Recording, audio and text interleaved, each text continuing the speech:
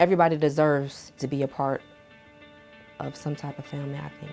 I could not imagine being in this world without anybody, and to be even as an adult, let alone as a child. I am single. I have 5 children. My mother pretty much raised us herself. She was a very, very hardworking single mother. We were never really, we were poor, but we never knew we were poor. What? We've been married over 10 years now. Yeah, over 10 years. We got married in 07. Seven, yeah. My dad shared with me that my mom always wanted to foster. I saw a Facebook post, so I shared it with Ray and I was like, hey, don't go crazy, but I requested more information about this fostering thing and he was kind of like, okay. We went from having 1 kid to 2 toddlers overnight. We married a little older, and but we still wanted to have children. And since we couldn't, we considered whether or not there were children who needed a home, and so we just started pursuing adoption. And then we learned through some close friends of ours that there was needs through children's services in our own community. So we picked up the phone, made some calls, and got involved with children's services. She found me. She found me online. So when I met Heather and she came with the 2 babies, I mean, that was the package. That was it. That was the full package that I was looking for. After we got married and we had just Cameron and Cooper, and me coming from a big family, we talked about having another kid. So we talked about foster to adopt. We just took 1 class at a time and we just progressed through the classes and we got our home study and we got everything checked off the list. The process of becoming a foster parent was pretty smooth sailing. I was the basic, the training of the classes and, the home studies and what was expected of you. I'd say it's relatively easy from the standpoint of getting involved and yet at the same time challenging because you're faced with the reality of what's going on. Certainly some things that we maybe experienced or knew about from a distance, but it's kind of a wake-up call. There was a lot of stories and a lot of abuse. A lot of abuse, kids with severe behaviorals, and we just wanted a kid to adopt and go on our merry life, They asked personal questions, and that was hard, and they wanted boatloads of information, and I thought it was long and tedious. So, but I also appreciate it because maybe for us, it didn't need to be that way, but all kinds of people out there are trying to do it, and you're gonna sift through. So I appreciate it in the end. But we stuck to it, and now 8 years later, I'm glad we did because we do have a big family. Although we haven't adopted anybody, but we've had like over 30, 40 kids come in through our doors, and more than half we still have connections with them. We've been doing this for a year and we've had 4 children in our placement. What we did is we put their name and their birthday, then their handprint, and then underneath their handprint is their date that they came into our home and the date that they left our home. When they think about fostering, don't think about, oh, I can't give the kid back. I will break my heart. Just think about what you could do for them. Yeah, this is a process of helping out a family in time of need, and they're going to work on some things to be able to bring kids back into their own family and care. And so that's a fact.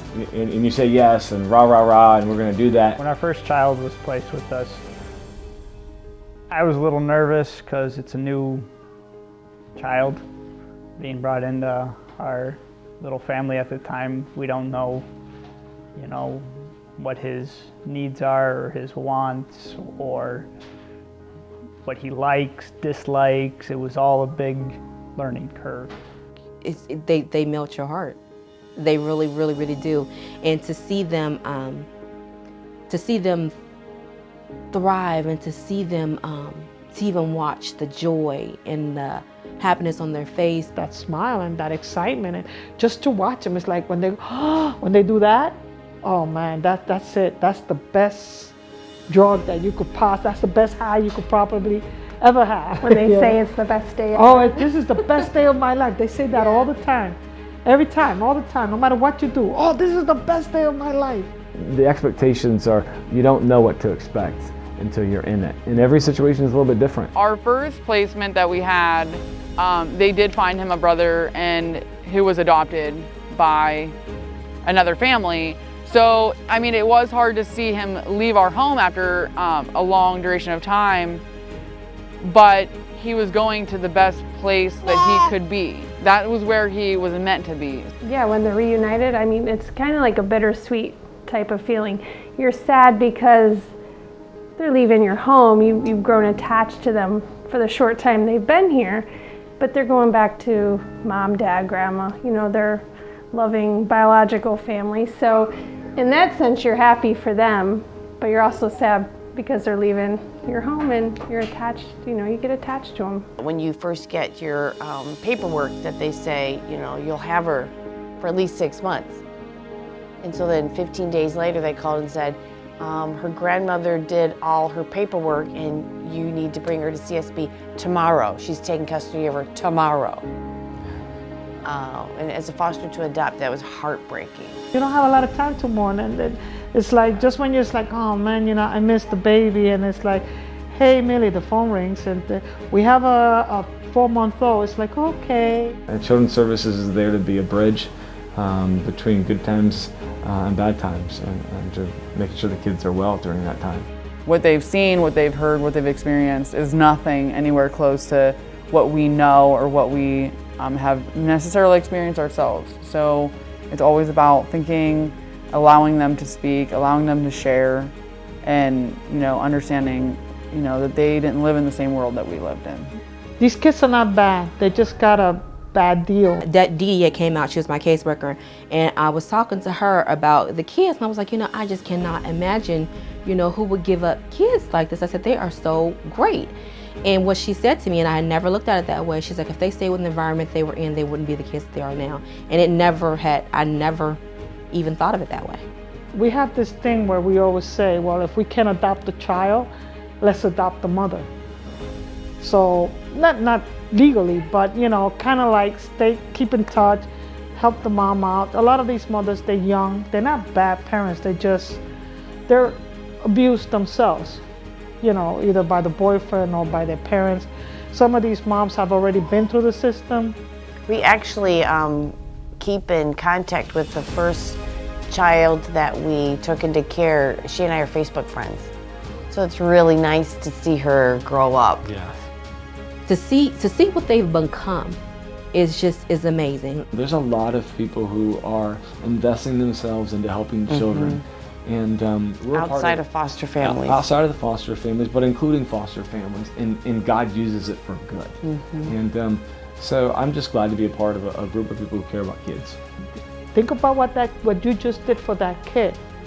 You know, some of these kids never ridden on a bicycle or been to a roller rink or even held a bowling ball. If you could do that for one kid, that's it. This is what fostering is all about. If you're even interested in doing it, I think that it is very beneficial for you to go and get information regarding it. There are so many kids out here who need a family and who need a home.